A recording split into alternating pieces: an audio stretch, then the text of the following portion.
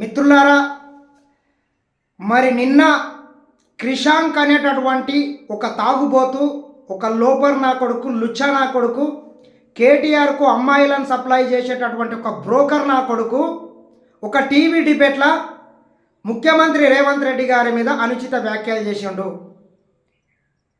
ఒక బలుగు బలహీన వర్గాల నాయకుడు, ఒక బీసీ సామాజిక వర్గానికి చెందినటువంటి ఒక యువ నాయకుడు, సుదీర్ఘకాలంగా కాంగ్రెస్ పార్టీకి వారి కుటుంబం వారు కాంగ్రెస్ పార్టీకి సేవలు చేస్తుంటే యువతని ఎంకరేజ్ చేయాలనే ఉద్దేశంతో రాహుల్ గాంధీ గారి కావచ్చు, రేవంత్ రెడ్డి గారు కావచ్చు, ఒక యువ నాయకునికి రాజ్యసభ స్థానం ఇచ్చిండ్రు.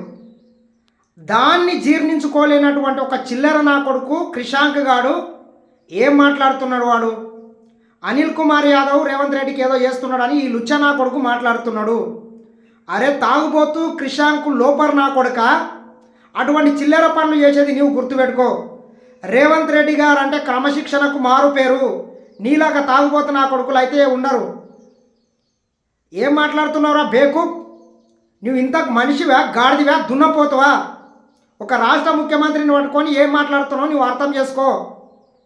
నీవెంత, నీ అవకాశం ఎంత, నీ బతికెంతరా లోపర్ నా కొడుక? మేము అనలేకనా?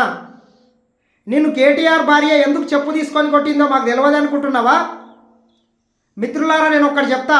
ఇదే లోపర్ నా కొడుకు కేటీఆర్కు రక్కుల్ని యాడ్ చేసిందే వీడు, అలవాటు చేసిందే వీడు.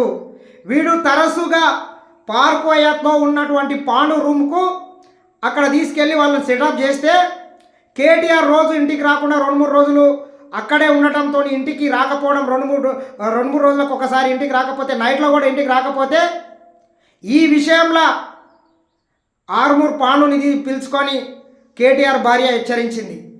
అమ్మ నాకేం సంబంధం లేదు, రూము మాత్రమే నాది, వాడుకోమని ఏదో అవసరం ఉందంటే ఇచ్చినా కానీ దీని ఎంత మొత్తం ఉండి రకుల్ని రామారావుకు సెట్ చేసి వాళ్ళిద్దరు అక్కడ ఉండి సుదీర్ఘంగా మరి ఇంటికి రాకుండా చేసింది.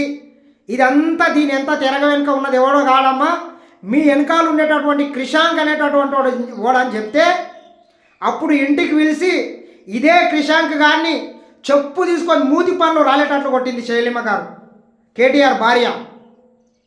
ఇటువంటి లోపర్ నా కొడుకు, ఇటువంటి చుల్లేర నా కొడుకు ఈరోజు మా ముఖ్యమంత్రి మీద ఇష్టం వచ్చినట్లు మాట్లాడుతున్నాడు. కొడుక చెప్పుల దండ మెడకేసి కొడతాం అనుకుంటున్నావు, నువ్వు ఏడా తిరగవు. అత్యంత సిస్టమేటిక్గా ఎక్కడ ఎవ్వడు ఎత్తి చూపకుండా చుక్క మందు కూడా తాగడు రేవంత్ రెడ్డి. అటువంటి నాయకుని మీద పట్టుకొని నోటికి ఎంతో వస్తే అంత మాట్లాడతావురా లోపర్ నా కొడుక. ఇన్ని దినాలు ఇదే బ్రోకర్ దందాలు చేసుకుంటా, ఇదే లంగ పనులు చేసుకుంటా ఇన్ని రోజులు మరి నువ్వు టీఆర్ఎస్లో సుదీర్ఘంగా పనిచేసినా కానీ నీకు చిన్న వార్డు మెంబర్ పదవి కూడా ఎందుకు ఇవ్వలేదంటే ఇటువంటి చిల్లర కానీ నీవెంతసేపు ఇటువంటి రంకు రాజకీయాలు వేస్తుంటావు, కేటీఆర్కు ఆడవాళ్ళని సెట్ చేస్తుంటావు కాబట్టే నీకు ఏ పదవి ఇవ్వలేదు కల్వకుంట్ల ఫ్యామిలీ. నేను ఎంతసేపు ఒక బ్రోకర్గా వాడుకున్నారు, దాన్ని తీసుకొని వచ్చి మా ముఖ్యమంత్రి మీద మాట్లాడతావు. ఆడపిల్లలు అమ్మనాయన లేరారా బేవర్స నా కొడుక నీకు?